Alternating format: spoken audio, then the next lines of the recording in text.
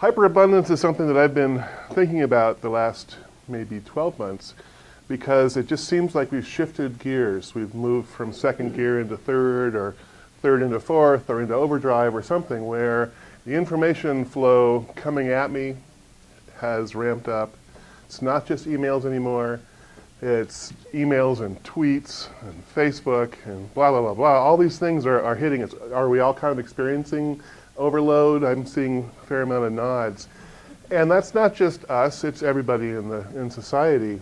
And that's why I'm thinking of it as hyperabundance, because I've talked at various times, and some of you may have heard me talk about the historic shift from scarcity, where we had libraries and bookstores and publishers were publishing scarce material, and shifting into abundance, where we now have access to Google to find anything we want. Well, it's moving now to a phase where I think most of us are trying to shield ourselves from too much information, and so the filtration is going to be really important, and figuring out ways of only getting the information we need. But that's going to change the way in which we understand the world, because we'll be funneling ourselves into smaller categories.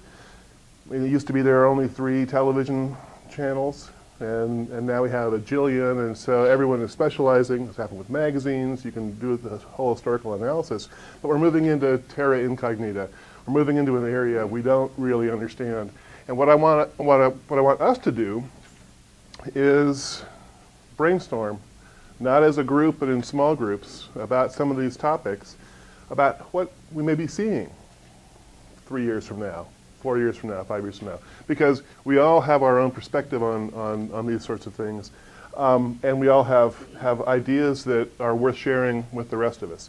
I'm going to talk a little bit, maybe for 5 minutes, about some of the things that I've been sort of mulling about, and then it's a quasi-structured brainstorming approach that's been used in some other contexts, and we'll see if it works, and if it doesn't work, there's only us to blame, not me. So we're moving into a world where everybody's connected, and if you have 7 billion people talking, how do you know who to listen to? We're talking about billions of people with cell phones, billions of people with social networks, billions of people with Facebook pages. I'm not even sure the internet will scale to these sorts of numbers, because we're going to move beyond just Twittering.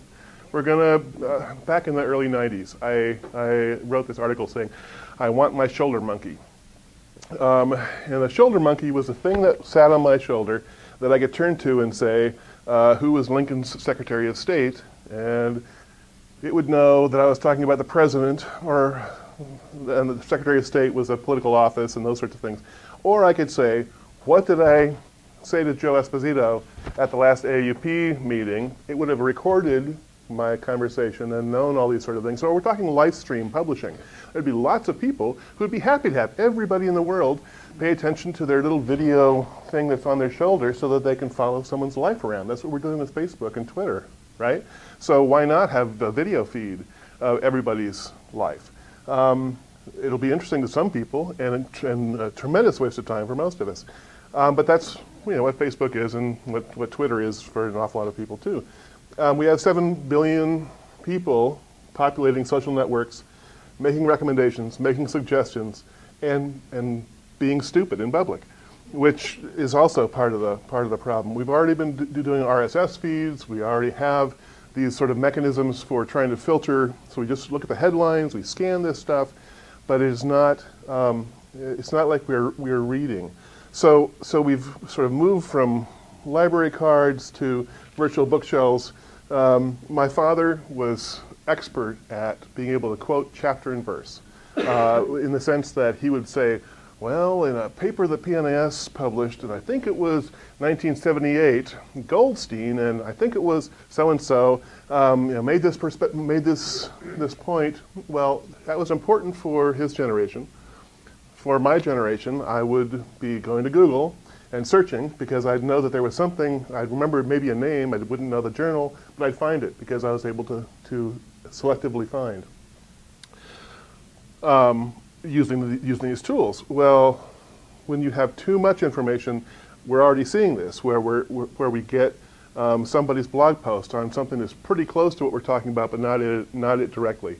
And you have to filter through a whole lot more, and you have to keep researching and searching yet again, and that ends up getting in the way and wasting our time, and time is the only commodity that is truly limited for all of us.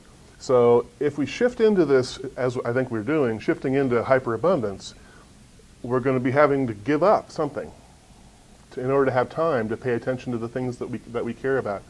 There's no question that there was a time when you could say, I know all the literature on some topic, because you had read everything in the library that had that topic there. That's not the case anymore. In your sub discipline, you still can't keep up with whatever it is that you're trying to pay attention to. We've gone from sort of the telephone to the cell phone with email and Twitter and Facebook and everything else buzzing to tell us there's something we should pay attention to. Advertising has gone from information to practically following us around and giving context-sensitive, aren't you thirsty? There's a Coke machine right around the corner. That's going to be an issue if we have all this information that you're supposed to know. We will all feel stressed trying to know it. These have profound implications on scholarly publishing, because there's no evidence of a slowdown in these sorts of things. There's questions already about the nature of expertise in society as we know it, authority. There's a real conflict between fame and authority. They get mixed together in the algorithms of Google and Bing and everything else. How do we make sure that our authors are famous as well as authoritative? Because that's the only way to get attention in this economy is by having a certain kind of fame, whether that's a fame of embarrassment or fame because you're very pithy or you tweet well. These are questions that we're going to have to be exploring. We had this marvelous session on social networking down in the Solitude Room. It's so funny. It was completely ironic. And did somebody choose that? Surely somebody chose that on purpose. And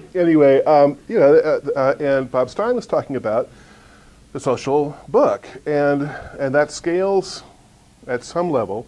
But with 7 billion people, you can't have 7 billion people, or even, oh heck, 500 million people commenting on a book and be able to make any sense of it. And so our personal sense of scale has to do with sort of tribes. And yes, we'll use our social communities to be making recommendations and being pre-filterers and all those sorts of things. But Google's coming out in the next 6 months with something they call lean back.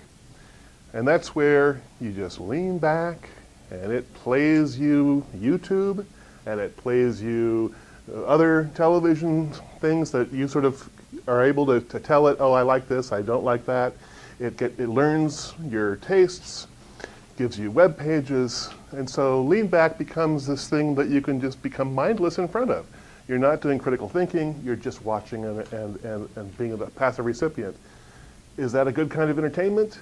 Does that mean that those of us who care about intellectual stimulus will get university press books being part of the lean back stream?